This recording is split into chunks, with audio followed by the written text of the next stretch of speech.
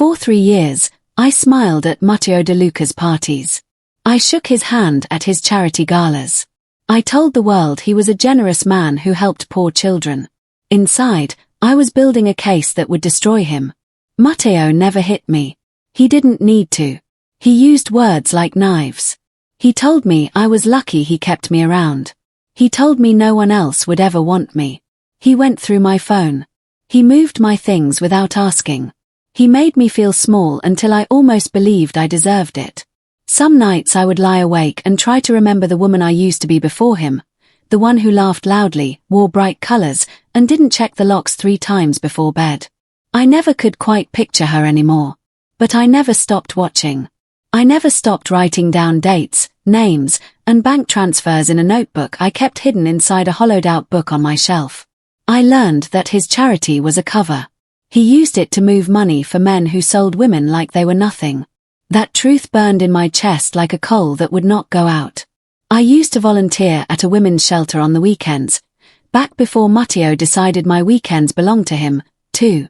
I still remember the faces of the women there, women who had run from men exactly like him. I told myself that if I ever got the chance to bring Matteo down, I would do it for every single one of them, not just for me. To me, he was a monster.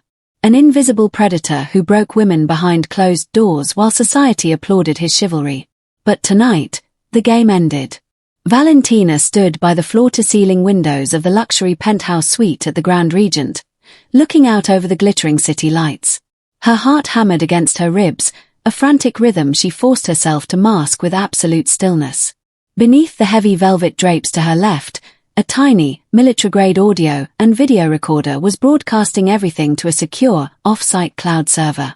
She just needed him to say the words. She just needed the confession. I let Matteo believe I wanted to come back to him. I let him brag. He talked about ships, about girls, about money moving through fake accounts. The recorder caught every single word. Then something in his face changed. He looked at me a second too long, the way he always did right before he found something to be angry about. "You're quiet tonight," he said, setting down his glass. "Too quiet. What are you up to, Valentina?" "Nothing," I said, keeping my voice light, even as my pulse started to climb. "I'm just listening to you. Don't lie to me." His voice dropped, low and sharp, the tone I had learned to fear more than shouting. He stepped closer, and I made myself hold still, the way I always did, the way that used to keep me safe. "You think I don't notice things? You think I'm stupid?" "I never said that. You didn't have to." He grabbed my wrist, not gently. 3 years, and you still look at me like I'm something you're waiting to escape. You ungrateful, worthless little. The names came fast after that, ugly words he had used on me 100 times before, words meant to make me feel like nothing. His grip tightened until it hurt, and my breath caught in my throat. "Matteo, you're hurting me," I said, and this time I couldn't keep my voice steady. It cracked, high and frightened, loud enough to carry through the thin hotel walls. "Let go. Someone will hear you." "Let them hear," he snapped, shaking me once. "Nobody's coming for you. Nobody ever comes for you." He was wrong. Then the door exploded. Smoke filled the room. Men in black gear rushed in. A flashbang popped like thunder, and I dropped to the floor, covering my ears, my heart slamming against my ribs. When the smoke cleared, I saw him. A tall man with dark eyes and a scar above his eyebrow stood over Matteo, who lay groaning on the carpet. The tall man's knuckles were bloody, and his men called him boss. I would later learn his name. Luciano Caruso. The most feared man in the city. "You're safe now," he said, his voice a deep, gravelly baritone that vibrated through the ruins of the room. "He will never touch you again." He turned to me like he expected a thank you. Instead, my stomach dropped. My recorder, my proof, my 3 years of pain, sat right there on the side table, in plain sight, in the middle of a violent raid that any defense lawyer could use to throw the whole thing out of court. The most dangerous man in the city had just walked in to save her and destroy everything she had sacrificed to build. And he didn't even know it yet. The armored car smelled like leather and gun oil. I sat across from Luciano, my hands shaking, not from fear, but from a rage so big I could barely breathe. "You're welcome," he said, watching me with calm, grey-blue eyes, like he expected tears or gratitude. "You're welcome." My voice came out sharp and cold. "Do you understand what you just did?" He frowned. "I saved your life." Matteo had armed men outside that room. "I had a recorded confession," I said. 3 years of work. Bank records. Names of ships. Proof that he sells women like cargo.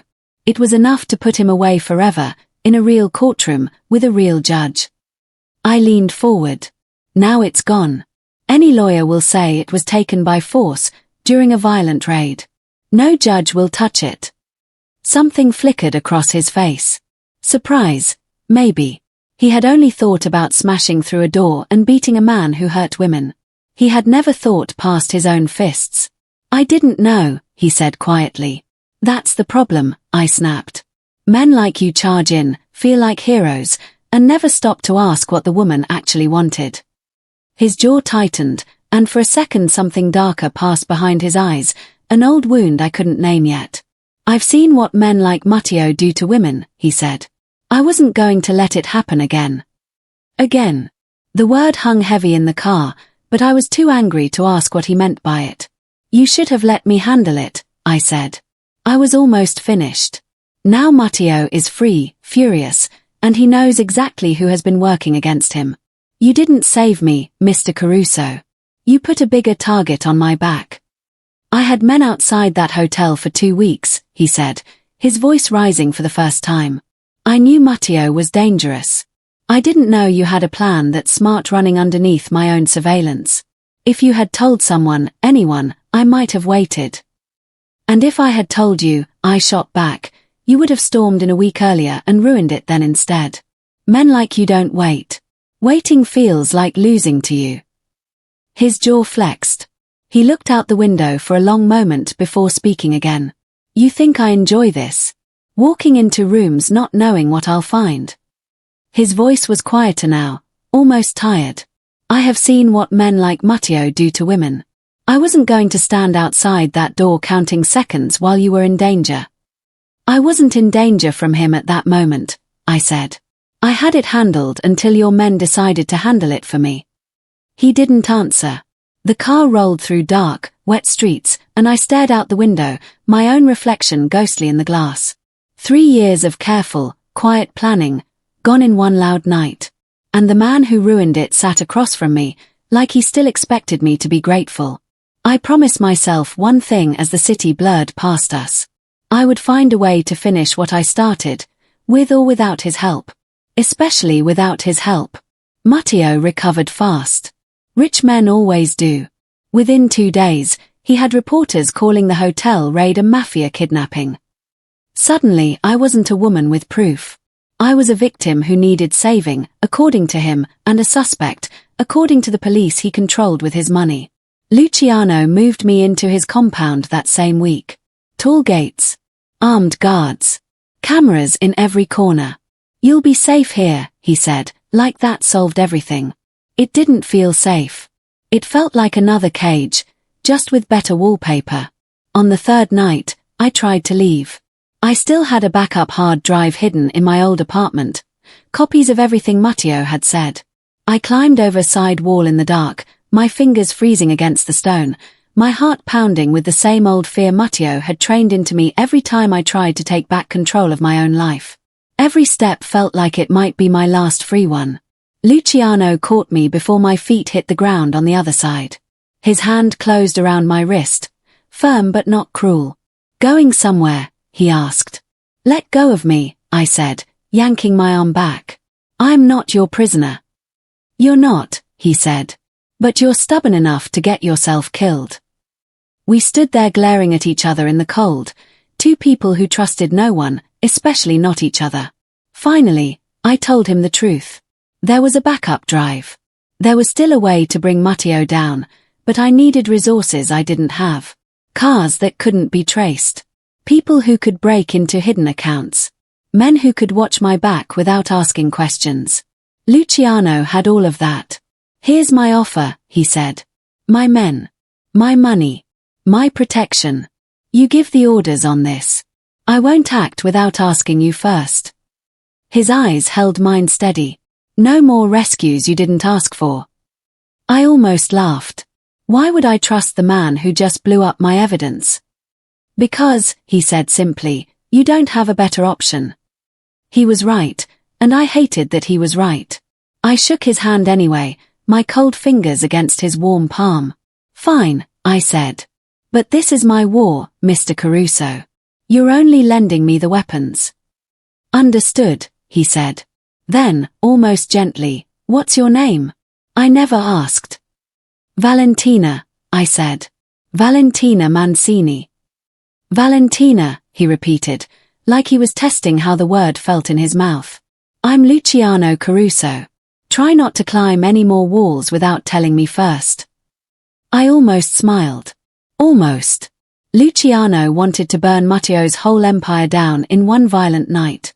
I wanted to take him apart slowly, piece by piece, so his rich friends would run from him before they even noticed they were gone.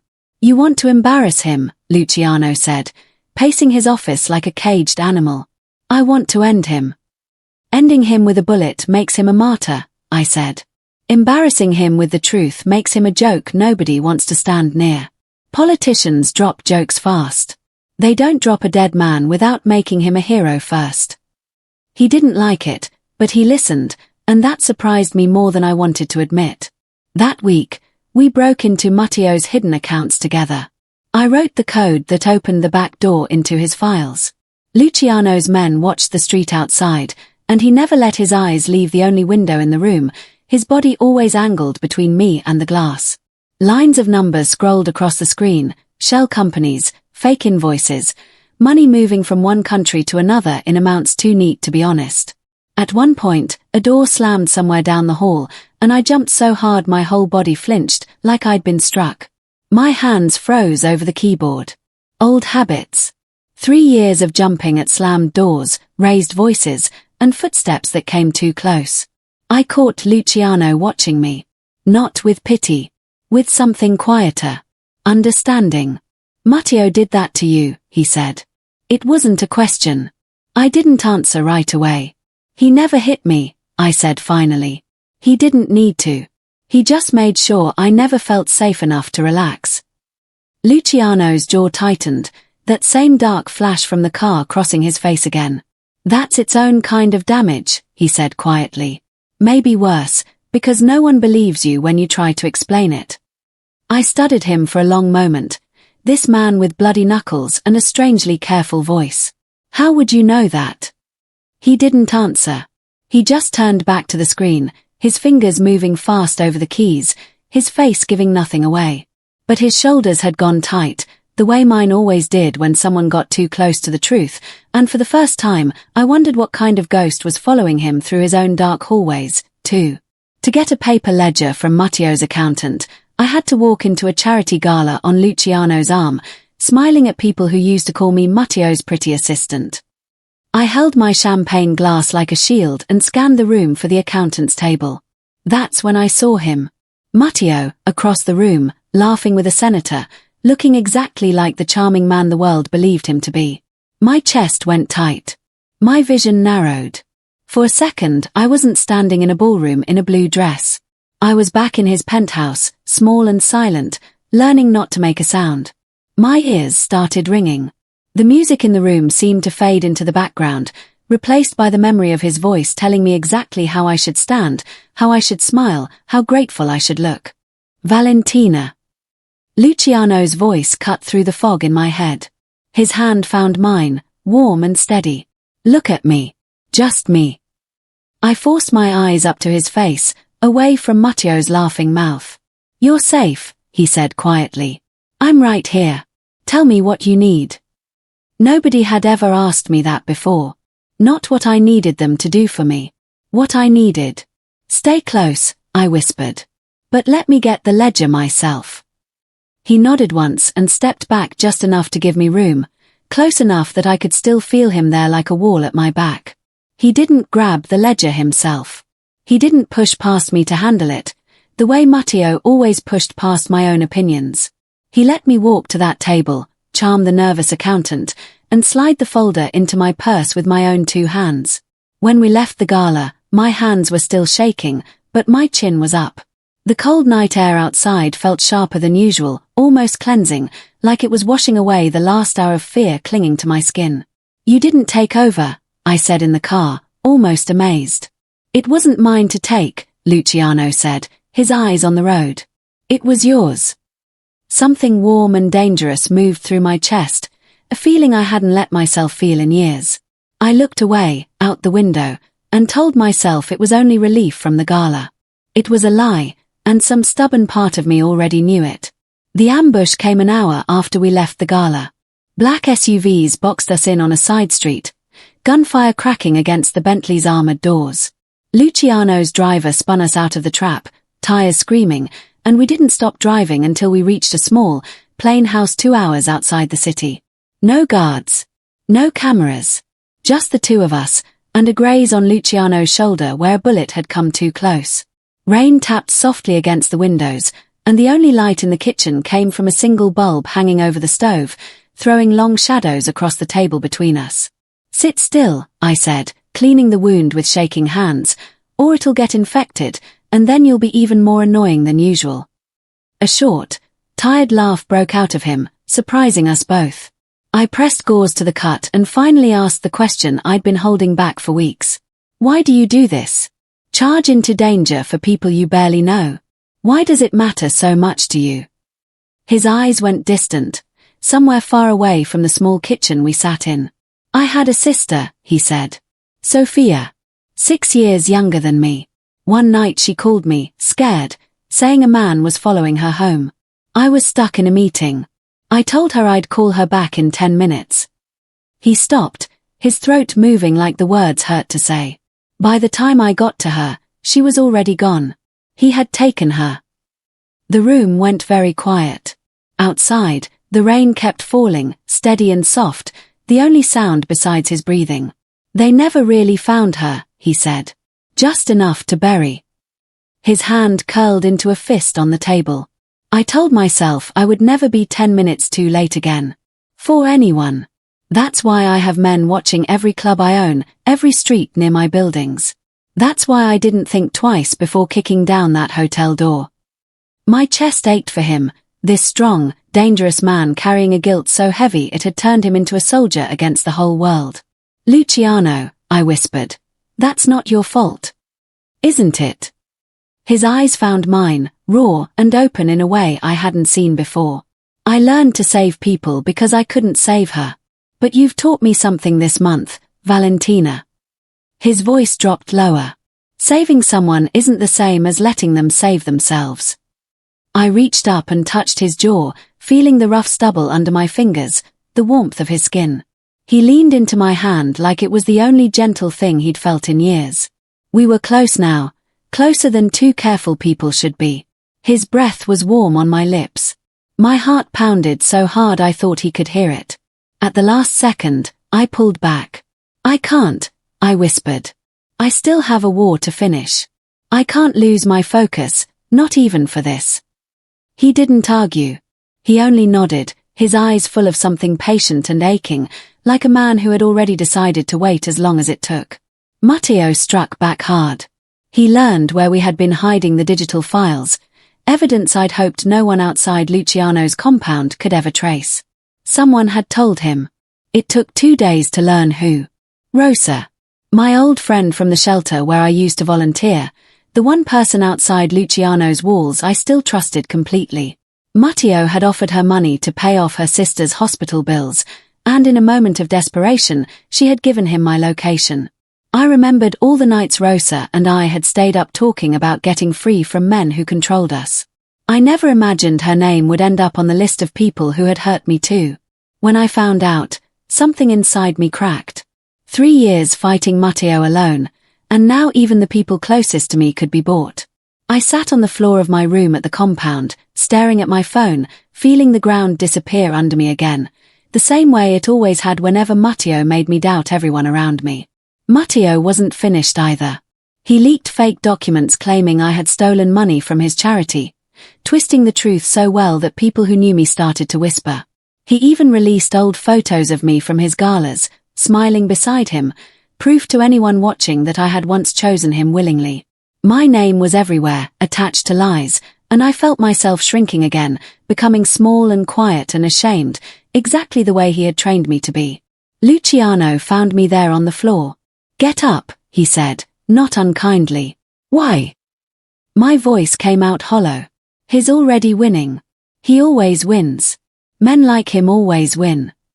He sat down on the floor beside me instead of pulling me up right away, his back against the wall, his shoulder almost touching mine.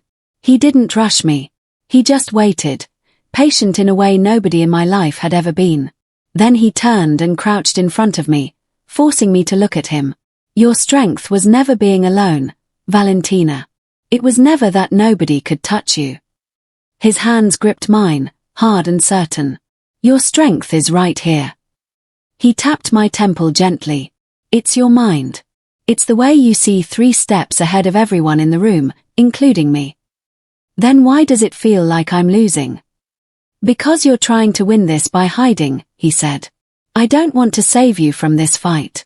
I want to stand beside you while you lead it." His eyes burned into mine. "Lead it, Valentina. Stop hiding the files. Stop hiding yourself. Let's finish what you started, out in the open, where the whole city can see exactly who Matteo really is." For the first time since the hotel raid, I felt something besides fear. I felt fire. "All right," I said, wiping my eyes and standing up straight. "Let's burn his whole world down. The right way." The last piece we needed was the trafficking manifest. Paper proof of every name, every ship, every girl Matteo had sold. His men kept it locked inside a shipping container at the old harbor docks. The plan was simple. Get in, get the manifest. Get out before his guards finished their rounds. It went wrong the second we stepped onto the dock. The cold wind off the water cut through my jacket, and the smell of salt and diesel hung heavy in the air, and for one quiet second everything felt almost peaceful, right before the first shot rang out. Gunfire erupted from the shadows between the containers. Luciano's men scattered, returning fire, and in the chaos I lost sight of him completely. My heart screamed his name even as my training, 3 years of watching, calculating, surviving, kept my feet moving and my mind clear. I saw the shooter before Luciano did. A man crouched on a stack of crates, rifle raised, aimed straight at Luciano's back while he fought off 2 other men in front of him. I didn't think. I grabbed the pistol Luciano had insisted I carry, the one I'd practiced with for weeks in his compound's basement range, and I fired. The shooter dropped. Luciano spun around, chest heaving, his eyes wide when he understood what had happened, when he realized I was the only reason a bullet hadn't found his spine. For a moment neither of us moved, the gunfire around us fading into something distant, like the whole dock had gone quiet just for us. We finished the raid in silence, grabbed the manifest, and didn't speak again until we were safely back in the car, both of us breathing hard, blood and dust on our clothes. "You saved my life," he said finally, staring at me like he was seeing something new. "You've saved mine about a dozen times since October," I said, trying to make it light, but my voice shook. He shook his head slowly. "It's not the same." He reached over and took my hand, holding it like it was something precious. "I've spent 5 years afraid of being too slow again. Tonight, for the first time, I wasn't afraid of failing a mission." His thumb traced over my knuckles. "I was afraid of losing you." My breath caught. "Valentina," he said, his voice rough, "I think I've loved you since the moment you yelled at me in this car for ruining your plan." I laughed, a wet, surprised sound, somewhere between tears and joy. "That's a strange thing to fall in love with." "You're a strange woman," he said softly. "The best kind I've ever known." I didn't pull my hand away this time. With the manifest secured, I decided to finish this the way I'd always planned, in public, where Matteo couldn't buy his way out or twist the story later. He was holding a political rally downtown, cameras everywhere, his face glowing on huge screens behind the stage as he promised to protect the city's families. The irony almost made me sick. Banners with his smiling face hung above the crowd, the same fake, warm smile he used to wear right before he said something that would haunt me for days. I walked toward that stage in a plain grey suit, a tablet in my hand, my heart hammering so hard I could feel it in my throat. Luciano stayed at the edge of the crowd, his men spread out, watching, waiting, but not moving. He had promised me that. No matter what happened, this moment belonged to me. I connected my tablet to the press feed before anyone could stop me. Matteo's own recorded voice filled the square, the same words he'd bragged to me in that hotel room months ago, now playing for thousands of people and a dozen news cameras. Names. Ships. Money. Every secret he had thought was buried forever.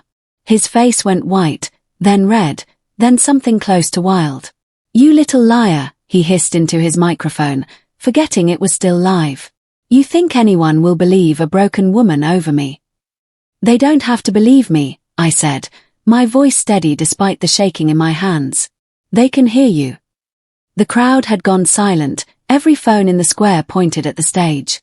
Somewhere behind me, a reporter whispered into her own microphone, already explaining to viewers at home exactly what they were watching unfold. Matteo's allies on the front row were already standing, already backing toward the exits, the same men who had shaken his hand an hour earlier now pretending they had never met him at all. He lunged toward me, and a gun appeared in his hand from nowhere, the crowd screaming and scattering. I froze for half a second, old fear locking my knees in place. Then I remembered the docks, the pistol, the man who hadn't fired, and how I had. I looked toward the edge of the crowd. Luciano stood perfectly still, his eyes on mine, waiting, trusting me to choose what happened next, just like he had promised. I lifted my chin at Matteo. "For 3 years you told me I was nothing without you," I said. "Look at this crowd, Matteo. Look at the cameras. You're the one who's nothing now." His hand shook. Security rushed the stage. Luciano's men moved in from the other side. In the chaos, Matteo's gun fired into the air, and then he was on the ground, surrounded, his whole empire collapsing in real time on every screen in the city. It was over. I had won my own war, in my own way, with my own hands. Standing there on that stage with the wind pulling at my hair and the city lights blinking on around the square, I felt something I hadn't felt in 3 years. Light. Almost weightless. Like a coat I had carried so long I'd forgotten weight had finally been set down on the ground. Matteo's trial took 8 months. 8 months of lawyers, headlines, and women finally brave enough to come forward once they saw he could fall. He was sentenced to life in prison, his charity shut down, his accounts frozen and handed over to victim funds. Rosa apologized so many times I lost count. I forgave her. People do desperate things when they're scared and broke. I understood that better than most people ever could. I didn't go back to my old apartment. I didn't go back to who I used to be, either, the woman who flinched at slammed doors and stayed quiet just to feel safe. That woman had done her job. She had survived long enough to win. A month after the trial ended, Luciano told me he wanted to open a small house for women leaving dangerous situations, the kind of place that could have helped his sister if anyone had reached her in time. He asked me to help him name it. We called it Sophia's house. Watching him cut the ribbon outside that building, his eyes wet but his shoulders finally a little lighter, I understood that we were both healing the same old wound from 2 different sides. Luciano found me on the rooftop of his compound one evening. The city lights spread out below us like scattered stars. "No debts," he said, standing beside me. "No deals left to keep. You're free, Valentina. Completely free." "I know," I said. "So?"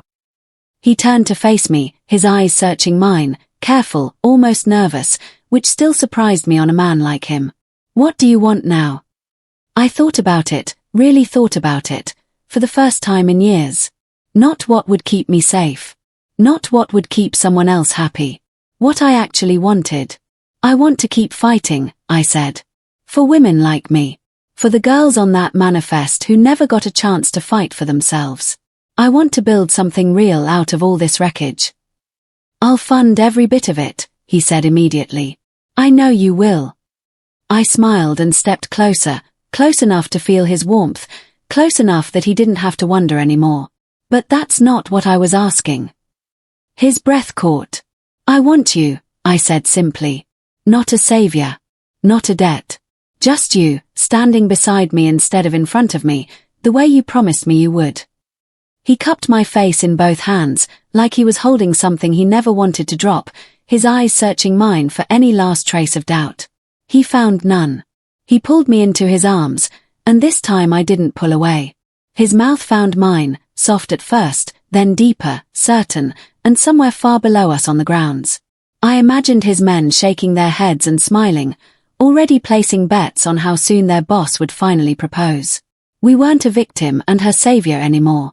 We were two survivors who had found each other in the wreckage of our old lives, and chosen, finally, to build something neither of us would ever have to fight alone again. Looking back now, I think about the woman I was on that cold October night, hiding a recorder in her bracelet, certain she would have to win her war by herself or not at all. I wish I could tell her that help was coming, even if it didn't look the way either of us expected. I wish I could tell her that sometimes the man who ruins your plan is the same man who helps you build a better one, brick by brick, until the life you have left is stronger than anything Matteo ever tried to take from you. The end.